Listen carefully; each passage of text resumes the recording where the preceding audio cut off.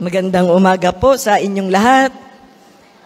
Natutuwa ako sa Panginoon. Marami tayo ngayong umaga. Halos puno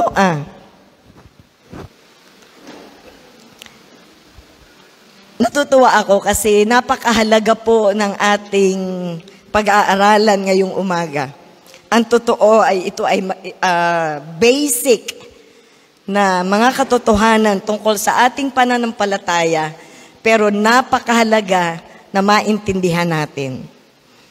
Natapos na po tayo sa ating serye ng pag-aaral na sinimulan natin noon pang mahal na araw. At ngayong umaga naman ay magsisimula tayo sa panibagong serye, ang tungkol sa conversion. May isang aklat na sinulat ni Michael Lawrence na ang pamagat ay Conversion, Paano Bumubuo ang Diyos ng Isang Church. Ang aklat na ito ay tumatalakay sa isa sa 9 na tanda o marks ng isang malusog na iglesia. Ano daw? Ang conversion ay isa sa 9 na tanda o tatak ng isang malusog na church, ayon kay Mark Dever. At magsisimula tayo sa pagsagot sa tanong na, bakit kailangang maging bagong nilikha at hindi lang nice o mabait? Bakit kailangang maging bagong nilikha at hindi lang nice o mabait? Ang pagiging mabait ay may pang-akit o appeal. Kapag nakakagawa tayo ng mabuti sa ating kapwa, nakakaramdam tayo ng pagiging importante o mahalaga. Tama? Nagiging maganda at masaya ang pakiramdam natin sa ating sarili. Nakakadama tayo ng sense of fulfillment at sense of accomplishment. Sino ang hindi masaya pag nakakagawa ng mabuti sa kapwa? Masarap sa pakiramdam, di po ba? Masarap sa pakiramdam. At higit sa lahat, nararamdaman natin na tayo ay talagang kalugod-lugod sa Diyos. At dahil akala natin ay kalugod-lugod tayo sa Diyos, iniisip natin na gagantimpalaan niya tayo at tatanggapin niya tayo sa langit dahil tayo ay gumagawa ng mabuti. Ngunit saan ba natin sinusukat kung ang isang tao ay tunay ngang mabuti? Kaninong pamantayan ang ginagamit natin para masabing ikaw nga ay tunay na mabuti? May mga tao po na talagang magalang, pero walang pakialam sa iba at ayaw na sila'y pakikialaman ng iba. Ang tawag natin dito ay live and let live. Mabubuhay ako sa sarili ko, wag mo akong pakikialaman. Mabuhay ka din sa sarili mo, hindi kita pakikialaman. For as long as hindi kita inaagrabyado o hindi ko inaagrabyado ang sino man tao, okay ako. May mga taong ganon.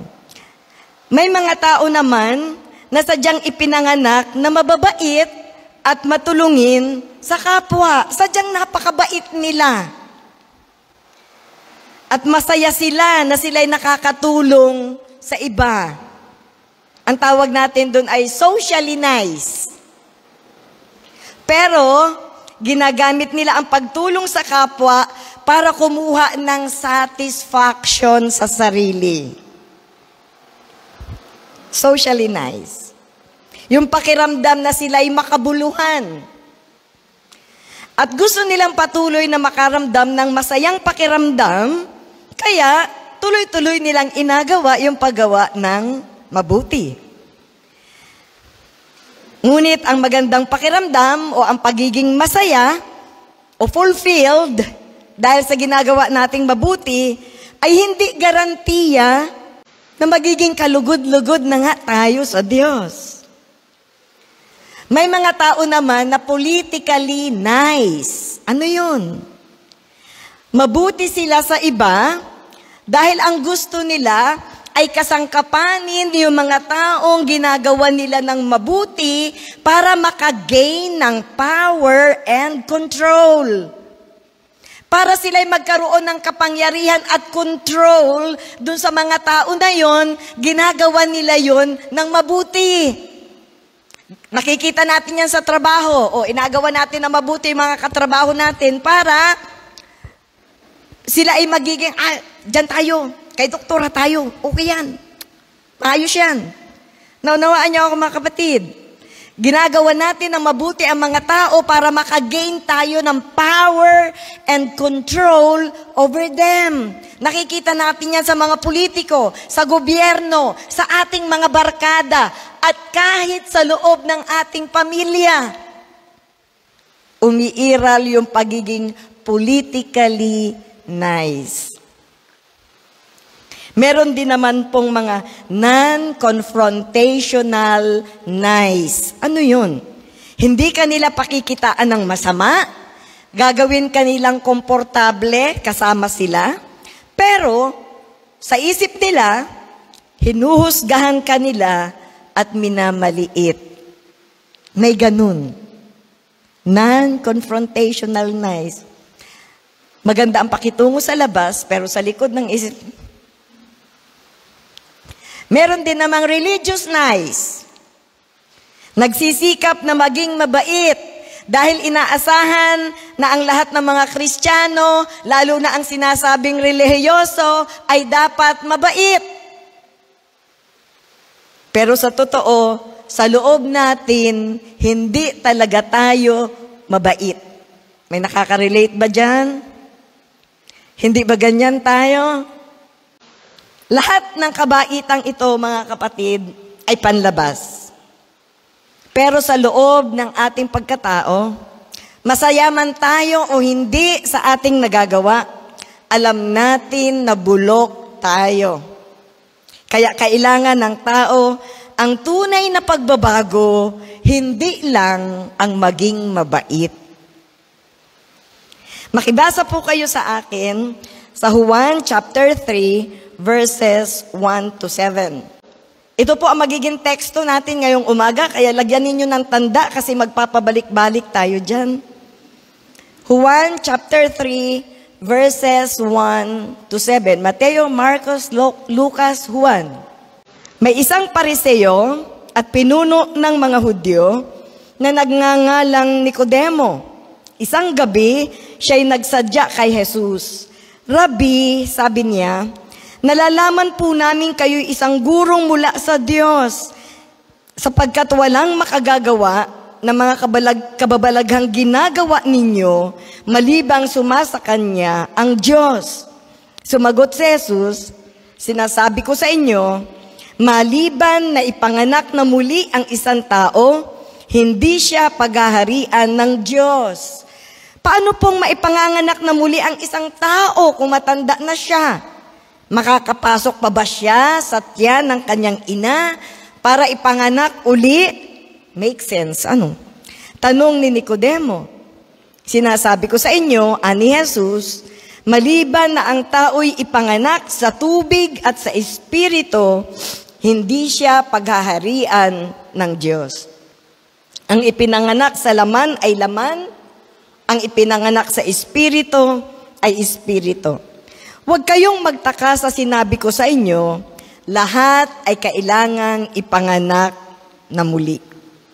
Sa talata po, kung mapapansin ninyo, ay paulit-ulit na binigyang diin ng Panginoong Hesus yung pangangailangan na maipanganak na muli. Sa tono ng pagsasalita ng Panginoong Hesus ay sinasabi niya kung gaano kahalaga ang kapanganakang muli. At hindi maaaring hindi ito maranasan ng isang tao. Uulitin ko po. Hindi pwedeng hindi maranasan ng isang tao ang kapanganakang muli. Sabi ni Jesus, lahat ay kailangang maipanganak na muli. Na kung hindi natin mararanasan ang kapanganakang muli, kailanman ay hindi tayo paghaharian ng Diyos. Ganun yun kahalaga. Ang nakataya ay paghahari ng Diyos o hindi paghahari ng Diyos. Buhay na walang hanggan o walang hanggang kapahamakan. Yun ang nakataya dito, mga kapatid. Ganun kahalaga ang kapanganakang muli. Kasi i-spell nun ang ating eternal destiny. Bakit kailangan ang tao ay maipanganak na muli at maging bago? Una, dahil sa ating kawalang kakayanan. Wala tayong kakayanan na makagawa o lumikha ng espiritual na buhay na kinakailangan para maging matuwid sa harapan ng Diyos. Bakit kailangan tayo'y gawing bago? Dahil sa ating sarili ay wala tayong kakayanang lumikha ng espiritual na buhay. Ang espiritual na buhay ay galing sa banal na spirito. Kung titingnan po ninyo yung verses 5 and 6. Verses 5 and 6. Tandaan ninyo, ang sinasabi kong ito, malibang ang isang tao ay ipanganak sa pamamagitan ng tubig at espiritu, hindi siya makakapasok sa kaharian ng Diyos. Ang ipinanganak sa laman ay laman, at ang ipinanganak sa espiritu ay espiritu. Napansin niyo po ba sa talatang yan, na yung salitang ipinanganak sa espiritu ay capital letter? Tingnan nyo, yung Bible nyo. Yung salitang ipinanganak sa espiritu ay capital letter? Yung capital letter ay tumutukoy sa banal na spirito. So, sino ang nagbo-born again sa atin? Ang banal na spirito. Yung kapanganakan sa laman ay noong tayo'y ipinanganak ng ating nanay, physically, nung lumabas tayo sa tiyan ng ating ina, yun ang una nating kapanganakan. Yun ay kapanganakan sa laman. At yung ikalawang kapanganakan ay yung kapanganakan sa espiritu, gawa ng banal na spirito. Ang ipinanganak daw sa laman ay laman, ngunit ang ipinanganak sa espiritu ay espiritu. Ibig sabihin, ang kapanganakan sa espiritu ay gawa o likha ng banal na spirito. Hindi yan gawa ng tao sa kanyang sarili, kundi gawa ng banal na spirito sa buhay ng tao. Kung ang kapanganakan lamang sa laman, kung ang kapanganakan pa lamang sa laman ang naranasan mo, hindi ka pa ipinapanganak sa espiritu. Naunawaan niyo mga kapatid, sa talatang ito ay may dalawang kapanganakan. Kapanganakan sa laman at kapanganakan sa espiritu. Kung ang nararanasan mo pa lamang ay yung kapanganakan sa laman, yung ipinanganak ka ng iyong nanay physically, hindi ka pa naiipanganak sa espiritu. Ngunit kailangan ng taong maipanganak sa espiritu. Bago siya pagharian ng Diyos, bago siya mapabilang sa kaharian ng Diyos, kailangan kang maipanganak sa espiritu. Yung pong salitang maliban, dyan sa inyong text, maliban, ay nangangahulugan na walang ibang paraan. Tama ba? Yun ba ang kahulugan nun? Yung salitang maliban. Malibang ang isang tao'y ipanganak sa pamamagitan ng tubig at ng espiritu, hindi siya paghaharian ng Diyos. Walang ibang paraan para ang isang tao'y pagharian ng Diyos, kundi sa pamamagitan lamang ng kapanganakan sa Espiritu. Ang taong ipinanganak sa laman ay hindi maaaring pagharian ng Diyos. Kailangan muna tayong maipanganak na muli o magkaroon ng buhay sa ating mga espiritu. Ang isang taong hindi pa ipinapanganak na muli, ang espiritu ay nabubuhay pa sa laman. Bakit kailangang maipanganak na muli, mga kapatid? Ganito po ang sabi sa Efeso chapter 2, verses 1 to 3. Noong unay mga patay kayo dahil sa inyong pagsuway at mga kasalanan. Sinunod ninyo noon ang masamang takbo ng sanlibutang ito at napailalim kayo sa prinsipe ng kasamaan, ang espiritong naghahari sa mga taong suwail. Dati kayo'y kabilang sa mga ito, namuhay ayon sa pita ng laman, at sinunod ang masamang hilig ng katawan at pag-iisip. Kaya't sa ating likas na kalagayan, tayo ay kabilang sa mga taong kinapupuotan ng Diyos.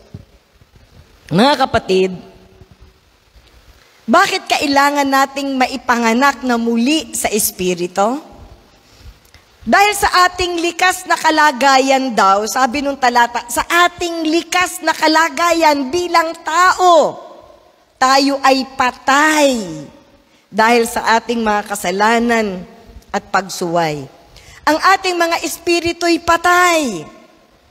Nasa ilalim ng kapangyarihan ng prinsipe ng kasamaan. Nakita niyo po ba yung sa talata? Sinunod ninyo noon ang masamang takbo ng sanlibutang ito at napailalim kayo sa prinsipe ng kasamaan, ang espiritong naghahari sa mga taong suwail. Ito ang ating likas na kalagayan bilang tao. Tayo'y patay sa ating kasalanan, nasa kapangyarihan ng prinsipe ng kasamaan, namumuhay ayon sa pita ng laman, sinusunod ang masamang hilig ng katawan at ng pag-iisip. Sabihin nyo sa akin, sino sa atin ang hindi ganito? Lahat tayo'y ganito. Ngunit ang masamang ibinunga noon ay kinapupuotan tayo ng Diyos. Dahil sa ating kasalanan at pagsuway, kinapupuotan tayo ng Diyos. Paanong ang isang taong patay dahil sa kanyang kasalanan at pagsuway, nasa ilalim ng prinsipe ng kasamaan at namumuhay ayon sa pita ng laman, ay maaaring pagharian ng Diyos? Isipin natin mga kapatid, paanong maghahari ang Diyos sa isang tao na ang naghahari ay kasalanan at ang prinsipe ng sanlibutan? Hindi maaaring maghari ang Diyos doon. Ang problema po ng tao ay hindi ang kakulangan ng paggawa ng mabuti. Kasi ang iniisip natin ay gumawa lamang tayo na mas marami pang mabuti ay kalulugdan tayo ng Diyos. Pero yung talata natin nagsasabing hindi ganon. Hindi ang problema natin ay kulang tayo sa paggawa ng mabuti. Ang problema natin ay patay ang ating mga espiritu dahil sa ating kasalanan at pagsuway. At hindi tayo pwedeng pagharian ng Diyos hanggat ang ating mga espiritu ay patay. Kung sino ang naghahari sa atin, yun ang sinusunod natin. Mag-agree kayo sa akin? Kung sino ang naghahari sa atin, yun ang sinusunod natin. O, pakitanong sa sarili mo. Sa sarili ko. Sino sinusunod ko ngayon? Sino ang nasusunod ngayon sa buhay ko? Alam nyo na ang sagot. Kung sino ang naghahari sa inyo, yun ang sinusunod ninyo. Kaya kung ano ang ginagawa nyo ngayon, yun ay bunga nung kung sino ang sinusunod ninyo. Malinaw po ano? Ang salita ng Diyos ay napakalinaw. Kaya hindi tayo maaaring pagharian ng Diyos hanggat tayo ay nasa ilalim ng kapangyarihan ni Satanas at ng kasalanan. Sabi sa Roma chapter 8 verse 5, Roma chapter 8 verse 5, sapagkat ang namumuhay ayon sa hilig ng laman ay nahuhumaling sa mga bagay na ukol sa laman. Ngunit ang namumuhay ayon sa patnubay ng Espiritu ay nagsisikap ukol sa mga bagay na espiritual. Malaki po ang pagkakaiba ng ipinanganak sa laman at ang ipinanganak sa Espiritu. Yung ikang ipinanganak sa laman ay laman. O ano ang ginagawa ng taong ipinanganak sa laman? Namumuhay ayon sa hilig ng laman at nahuhumaling sa mga bagay na ukol sa laman. Pero yung ipinanganak sa Espiritu, namumuhay ayon sa patnubay ng Espiritu at nagsisikap ukol sa mga bagay na espiritual. Kaya hanggat hindi ipinapanganak ng banal na Espiritu ang iyong espiritu, hindi ka mamumuhay ukol sa mga bagay na espiritual. Ang palagi mong ginugusto at ang ginagawa mo ay yung ukol sa laman. Ang nakakapamuhay lamang ng mga bagay na ukol sa Espiritu ay yung ipinanganak na muli ng banal na Espiritu. Yung taong laman ay walang kakayanan na mamuhay ng ayon sa Espiritu. Ang makapamumuhay lamang ng ayon sa Espiritu ay ang mga ipinanganak na muli ng banal na Espiritu. Kahit pa anong pagsisikap natin na gumawa ng mabuti, hindi talaga tayo totoong katanggap-tanggap sa harapan ng Diyos. Pwedeng ang pakiramdam natin sa ating sarili ay napakabait na natin o napakabuti na natin. Ngunit ang hindi natin alam, magpakabuti-buti na tayo. Kinapopuotan pa rin tayo ng Diyos dahil sa ating kasalanan. Ulitin ko po. Magpakabuti-buti na tayo. Kinapopuotan pa rin tayo ng Diyos dahil sa ating kasalanan. Kahit ang magnasa na bigyang lugod ang Diyos ay hindi magagawa ng isang taong patay pa ang espiritu. Hindi nito ibig sabihin na sinubukan nating bigyan lugod ang Diyos at nabigo tayo. Nagsikap naman tayo, nagsikap naman ako, Ate Grace. Nagpilit naman ako maging mabait, nabigo nga lamang ako. Hindi yun ang ating problema. Ang talagang problema ng tao ay hindi natin mabibigyang lugod ang Diyos kahit ano pa ang gawin natin. Dahil ang problema natin sa Diyos ay yung espiritong patay dahil sa kasalanan. Sabi sa Isaiah 64 verse 6, ASB, for we all become as one that is unclean, and all our righteousnesses are as polluted garments. Ano daw? Lahat daw tayo, walang exempted kahit isa. Lahat tayo ay naging marumi. At ang lahat ng ating kabutihang nagagawa ay katulad lamang ng polluted garments. Ano pong ibig sabihin ng polluted garments? Dumaan tayo sa COVID. Alam natin nung panahon ng COVID, pag ikaw ay galing sa labas, bago ka pumasok sa loob ng iyong bahay, lahat ng damit na sinuot mo sa labas, ay huhubuin mo muna, maliligo ka muna, bago ka pumasok sa loob ng iyong bahay. Bakit? Kasi nung nasa labas ka, yung damit na suot mo, yung buhok mo, yung balat mo, ay maaaring nakapitan ng virus na COVID. At pag hindi ka naligo at hindi ka nagpalit ng damit, pagpasok mo sa loob ng bahay, posible mong mahawa ng COVID yung mga taong nasa loob ng bahay, kahit na sila'y walang COVID dati. Yun po ang ibig sabihin ng polluted. Tayo ay nahawa ng kasalanan. Ang kasalanan ay dumikit na sa ating pagkatao. Naging bahagi na ng ating pagkatao. Kaya ang sabi ng talata ay, we all as one have become unclean. Lahat tayo, walang exempted.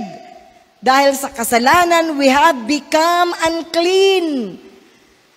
Kaya yung ating righteousnesses, yung mabubuti nating gawa, sa tingin ng Diyos, dahil tayo'y marumi at kinapupuutan niya, lahat ng mabubuti nating nagagawa, sa tingin ng Diyos, ay parang maruming basahan lamang. Kung babasahin natin sa King James 21st Century Version, ang sabi ay, all our righteousnesses are filthy rags. Filthy rags. Maruming basahan. Lahat ng mabubuting gawa. Gumawa ka na ng lahat na mabuting gusto mo at kaya mong gawin. Lahat ng yun ay maruming basahan lamang sa paningin ng Diyos. Bibigyan ko kayo ng example. Noong panahon ng COVID, pag ang isang tao ay namatay sa COVID, makikita mo pa yon? Hindi na. I-cremate na nila yon at ililibing na nila yon nang hindi ka makakalapit. Kahit pa yun ay pinakamahal mo sa buhay. Hinding-hindi mo na malalapitan yon, hinding-hindi mo na makikita yon, i-cremate na yon at ililibing na yon. Ganyan ang ginawa ng kasalanan sa atin, mga kapatid. Mahal na mahal tayo ng Diyos. Gusto niya tayong makasama sa habang buhay. Pero dahil tayo'y na-pollute ng kasalanan, wala nang gagawin ang Diyos sa atin, kundi i-cremate at itapon na lamang sa impyerno. Naiintindihan ninyo ang ating kalagayan. Ito ang katulad natin sa harapan ng Diyos.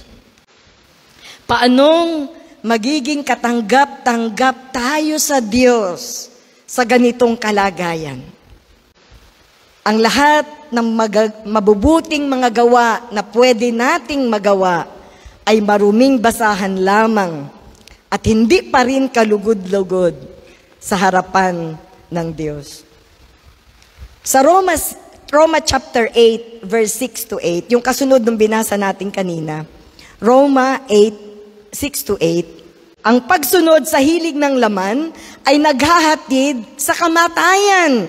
Ngunit ang pagsunod sa Espiritu ay nagdudulot ng buhay at kapayapaan. Nakita nyo na inapag-contrast, mga kapatid.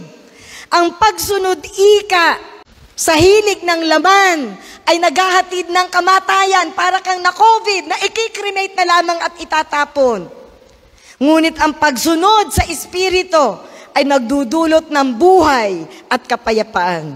Kaya nga, kapag itinutuon ng tao ang kanyang pag-iisip sa mga hilig ng laman, siya'y nagiging kaaway ng Diyos. Siya'y nagiging kaaway ng Diyos. Sapagkat hindi siya nagpapasakop sa batas ng Diyos at sadyang hindi niya ito magagawa. Ang nabubuhay ayon sa hilig ng laman ay hindi maaaring kalugdan ng Diyos. Meron pa bang mas malinaw kaysa dyan? Meron pa bang mas lilinaw kaysa sa salitang yan? Hanggat hindi naiipanganak na muli ang ating espiritu, tayo'y nabubuhay sa laman. At ang lahat ika ng nabubuhay sa laman ay hindi maaaring kalugdan ng Diyos. Sapagkat siya hindi nagpapasakop sa batas ng Diyos. Ang nabubuhay sa laman ay laban sa kagustuhan ng Diyos. Kaya siya'y nagiging kaaway ng Diyos. At siya'y kinapupuutan ng Diyos. Hanggat hindi naiipanganak na muli ang iyong espiritu sa pamamagitan ng banal na espiritu, eto tayo. Yan ang ating kalagayan. Kaya kung ang nararanasan mo pa lamang, kapatid, ay yung unang kapanganakan, yung kapanganakan sa laman, eto ka pa lang. Kailangan nating maipanganak muli sa pamamagitan ng banal na espiritu bago mabago ang kalagayang yan, at malipat tayo dun sa sinasabing ang pinapatnubayan ng Espiritu ay nagmamana ng buhay at kapayapaan. Hindi tayo malilipat dun hanggat hindi muna tayo nakakaranas ng kapanganakang muli sa pamamagitan ng banal na Espiritu. Ito'y katotohanan hindi natin dapat ipagwalang bahala, mga kapatid. Pangalawa po, bakit kailangan nating gawing bago? Dahil sa kabanalan ng Diyos. Yung una, dahil wala tayong kakayanan sa ating sarili na ipanganak na muli. Sa ating sarili, wala tayong kakayanan na ipanganak na muli. Yun ay gawa ng banal na Espiritu. Ang pangalawang dahilan, dahil sa kabanalan ng Diyos. Hindi mai-impress ang Diyos kahit na gaano pa tayo magsikap na magpakabuti. Dahil siya ay absolutely holy. Ano daw?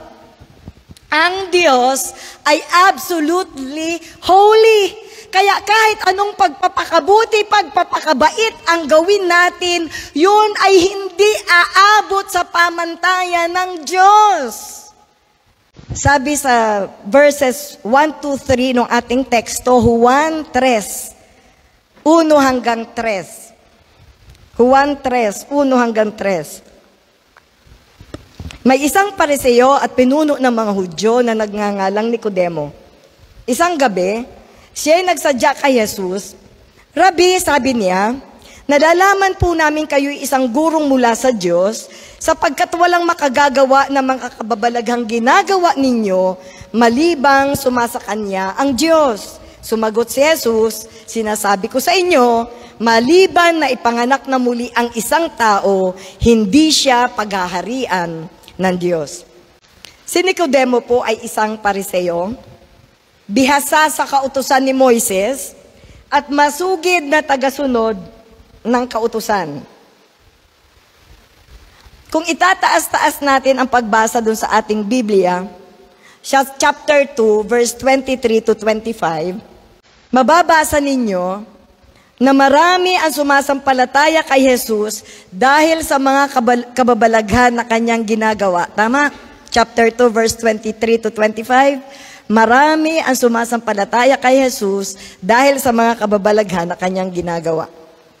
At isa si Nicodemo na nakukumbinsi na si Jesus nga ay gurong mula sa Diyos dahil sa mga kababalaghan na kanyang ginagawa. Kaya lumapit siya kay Jesus. At mabilis na sinansala ni Jesus si Nicodemo. Pansinin po ninyo sa talata.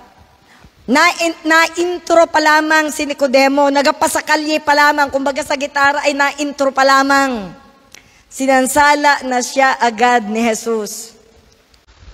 Rabi, sabi niya, nalalaman po namin kayo isang gurong mula sa Diyos, sapagkat walang makagagawa ng mga kababalaghang ginagawa ninyo, malibang sumasa kanya ang Diyos.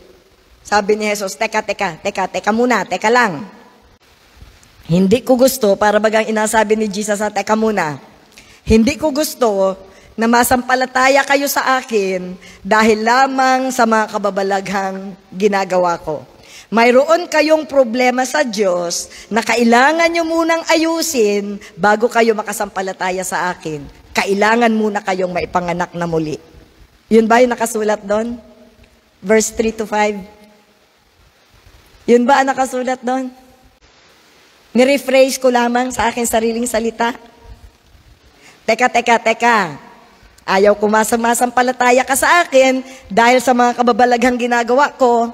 May problema ka sa Diyos na kailangan mo munang ayusin. Kailangan mo munang maipanganak na muli. Ang ating paghanga kay Jesus o ang paniniwala na siya ay gurong mula sa Diyos ay hindi sapat para tanggapin tayo ng Diyos. Di ba ito si Nicodemo, ano? Hangang-hanga kay Jesus. Pero ang paghanga kay Jesus at ang paniniwala na siya ay guro na galing sa Diyos ay hindi sapat para tayo tanggapin ng Diyos. May problema ang Diyos sa atin at yun ay yung ating kasalanan. Tayo ay likas na mapaghimagsik at lumalaban sa kalooban ng Diyos. Tayo ay likas na masuwayin. Ang gusto nating sundin ay yung gusto natin. Ay awan kung may mag-disagree sa akin sa sinabi kong yan. Lahat tayo, lahat ng tao, ang gusto natin ay yung gusto natin ang asundin. Ayaw nating sumunod sa Diyos. Ngunit bago makapaghari ang Diyos sa atin, kailangan muna tayong gawing bago. Kasi yung taong masuwayin, yung taong laban sa Diyos, yung taong palaging ipinipilit ang kanyang sariling gusto, ay hindi pwedeng pagharian ng Diyos. Kailangan muna siyang gawing bago. Ang Diyos ay banal, absolutely holy, walang anumang bahid ng kasalanan ni katiting man sa Diyos. At hindi ito tolerate ng Diyos ang kasalanan. Kahit hindi maaaring magsama yung banal na Diyos at yung makasalanang tao. Naintindihan nyo ba mga kapatid? Kahit gaano tayo kamahal ng Diyos, hindi pwedeng magsama yung banal na Diyos at yung makasalanang tao. Dahil siya ay banal, siya ay mabuti. Walang anumang bahid ng masamang kalooban sa Kanya. Walang masamang hangarin, walang masamang pag-iisip. Dahil tayo ay makasalanan, at dahil sa minana nating kasalanan kay Adan, hindi kailanman tayo makakaabot sa pamantayan ng Diyos. Mga kapatid, ang Diyos ay absolutely holy. Tayo ay makasalanan. Magkaiba ang Diyos at tayo. Iniisip natin na kaunting gawa lamang ng kabutihan, okay na yun. Tatanggapin na ako ng Diyos na banal. No! Malaki ang pagkakaiba natin sa Diyos. Ang Diyos ay gumagawa sa atin ng kabutihan, yun ay bunga ng Kanyang kabanalan. Yung Kanyang kabanalan ang nagtutulak sa Kanya para gumawa sa atin ng kabutihan. Tayo'y gumagawa ng kabutihan ang nagtutulak sa ating mga makasariling hangarin. Dahil gusto nating ma-impress ang Diyos. Dahil gusto nating ma-impress ang ibang tao sa atin. Dahil gusto nating hangaan nila tayo. Dahil gusto nating sabihin nilang mabuti tayo. Magkaiba tayo at ang Diyos.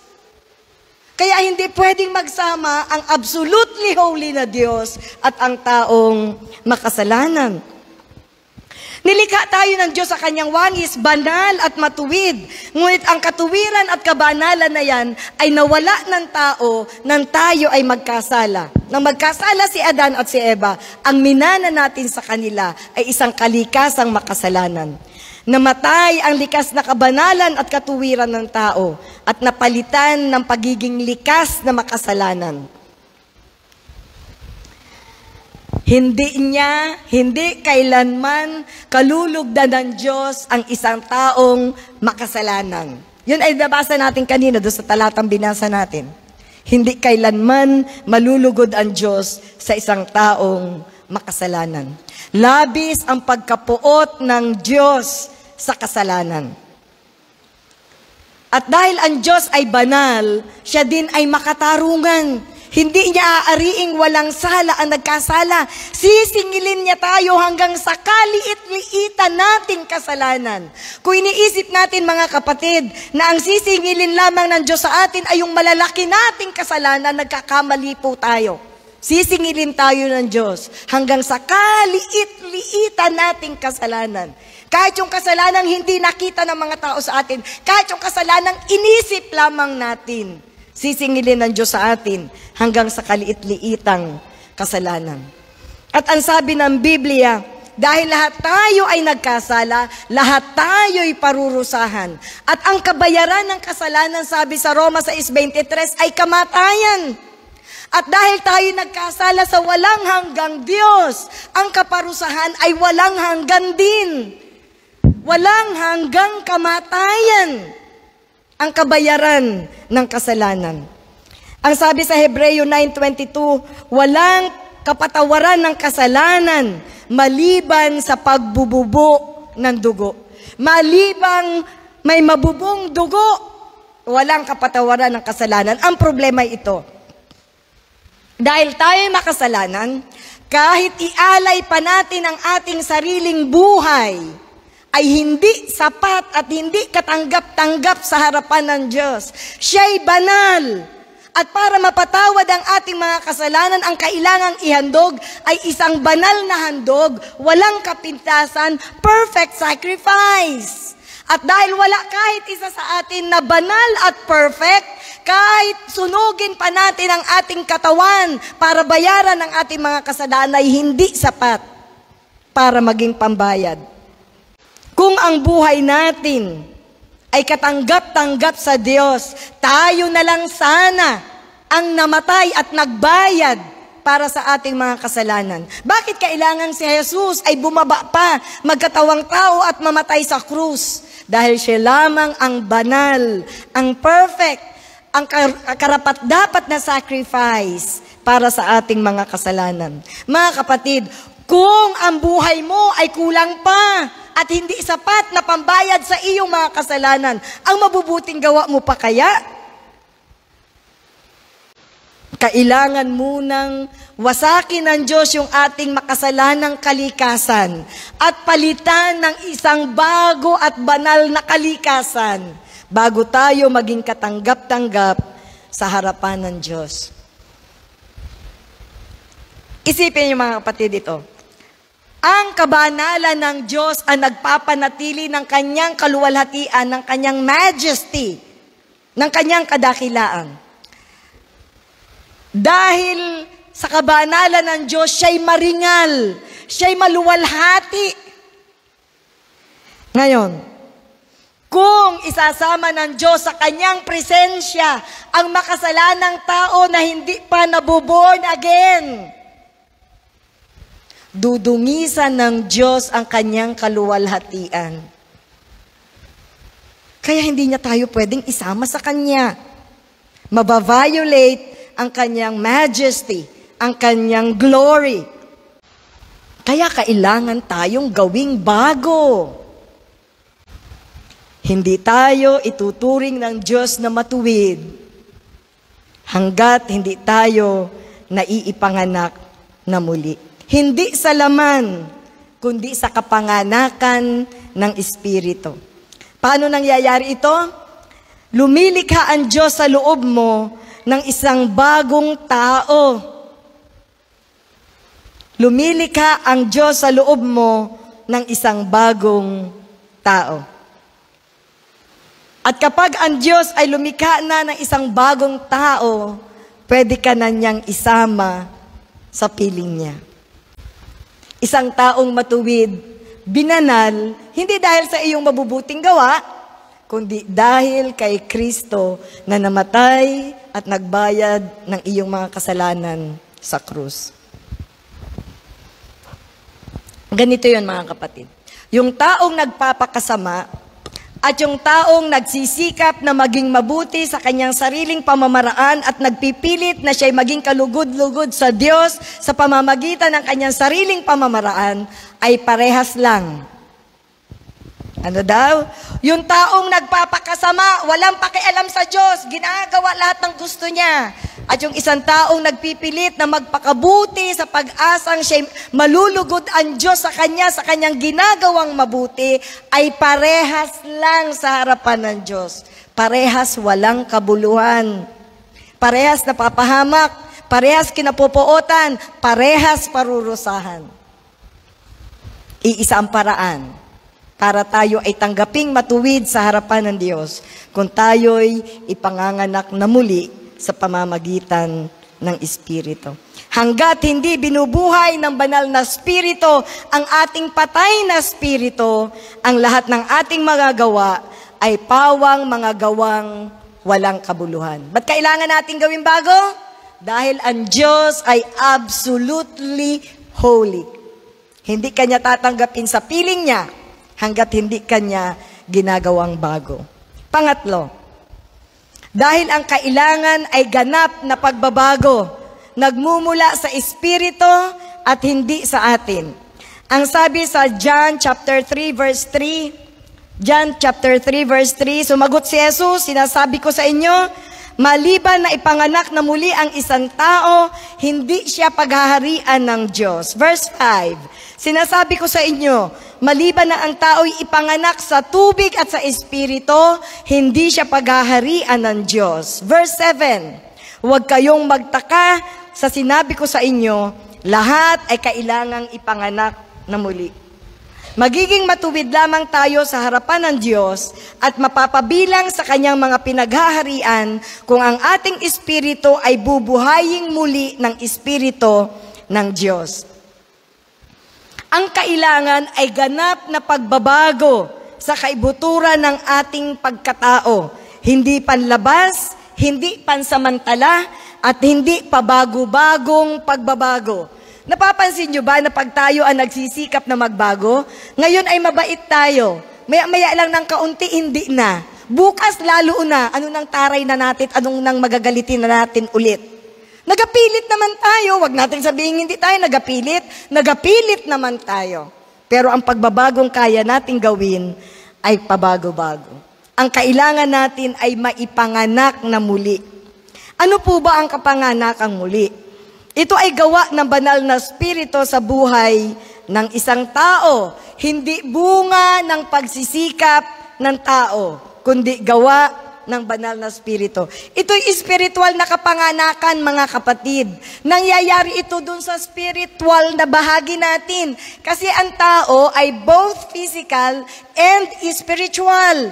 Kaya yung kapanganakang muli ay nangyayari dun sa bahaging spiritual ng ating pagkatao.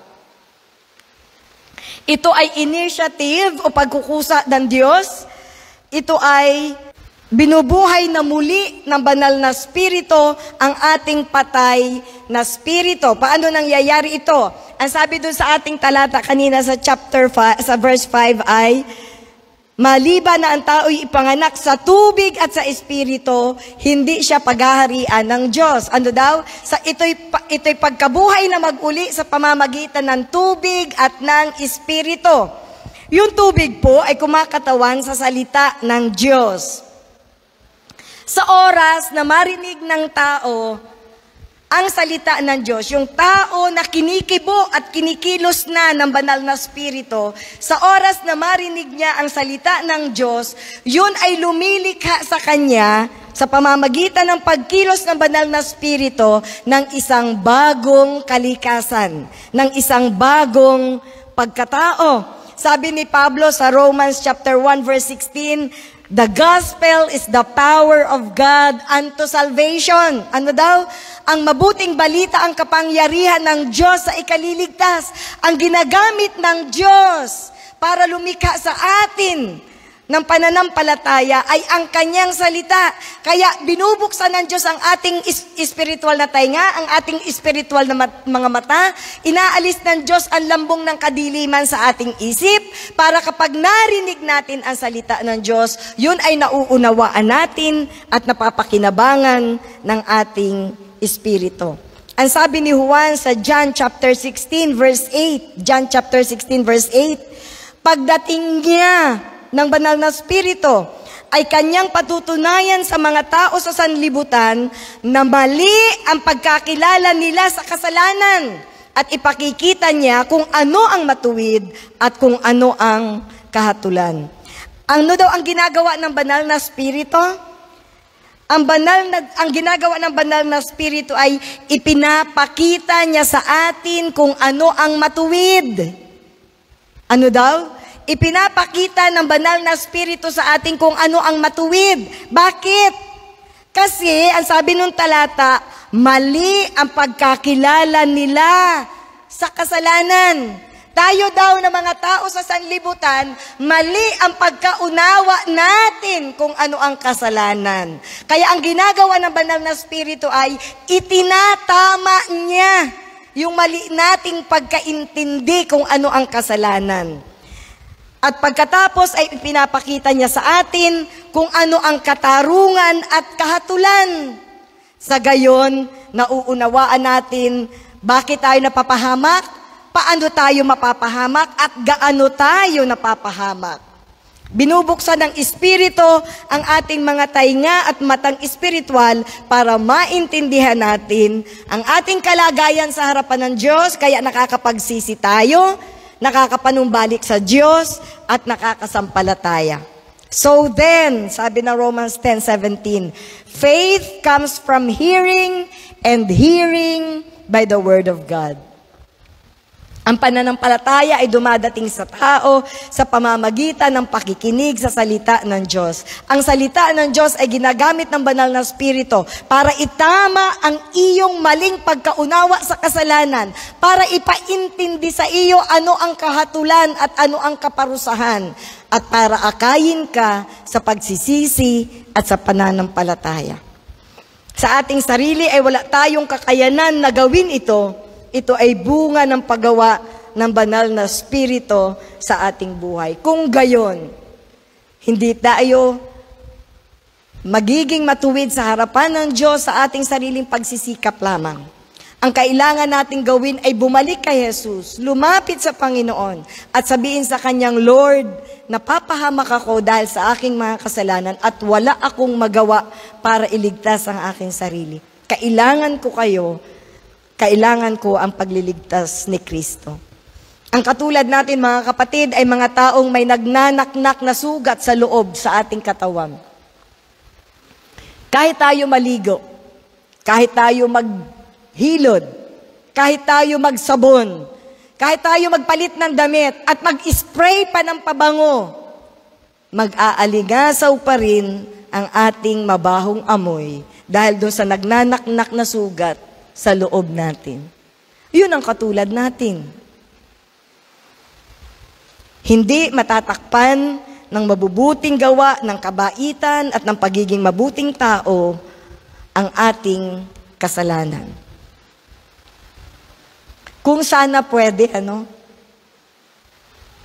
magpapakabait na lang tayo at okay na tayo. Pero hindi pwede.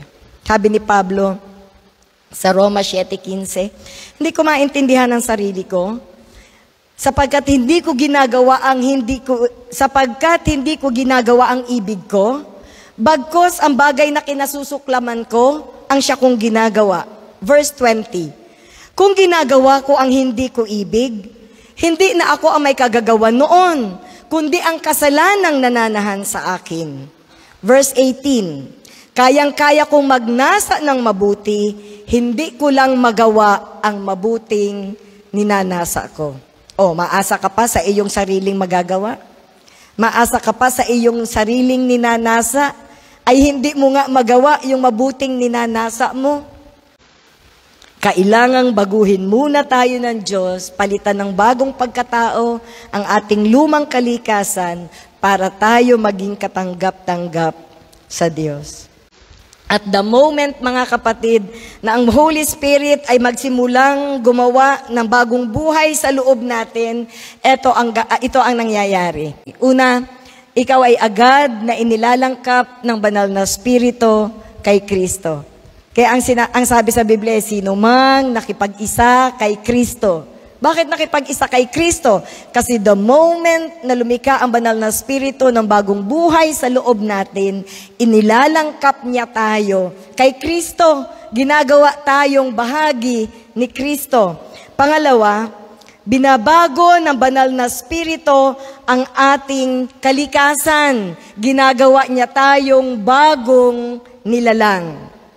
Pangatlo, kapag tayo'y naging bagong nilalang, nauunawaan natin ang ating pagiging makasalanan, saka pa lamang tayo nakakalapit kay Kristo na may pagsisisi at pananampalataya. Hanggat hindi nagiging bago ang ating espiritu, wala tayong kakayanan na magsisi at sumampalataya. Pang-apat, ginagawa niya tayong matuwid o banal sa pamamagitan ng kanyang biyaya.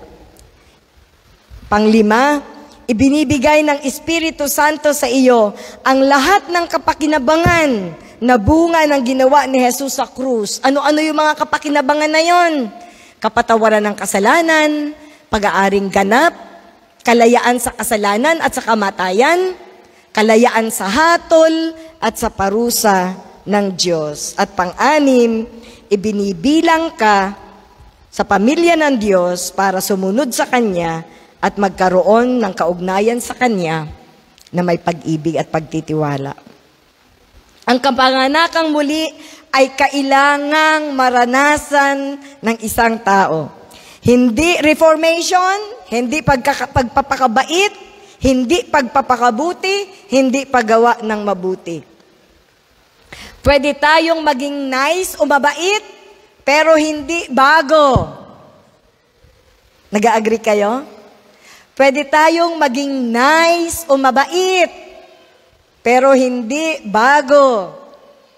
Ang kailangan natin ay maging bago. Okay. May dalawang kahalagahan sa atin ngayon, yung pagiging born again. Una, kapag tayo ay na-born again, nagiging matuwid tayo sa harapan ng Diyos at nagkakamit ng kaligtasan. Hindi na tayo nagsisikap na maging matuwid sa pamamagitan ng sariling pagsisikap. Kaya, inaalis nito sa atin ang pagmamalaki. Walang sino man sa ating makapagmamalaki dahil tayo'y tinanggap ng Diyos sa Kanya, hindi dahil sa ating mabubuting mga gawa. Sa halip, tayo ay lubos na makapagpapasalamat sa kagandahang loob ng Diyos. At pangalawa ay ito.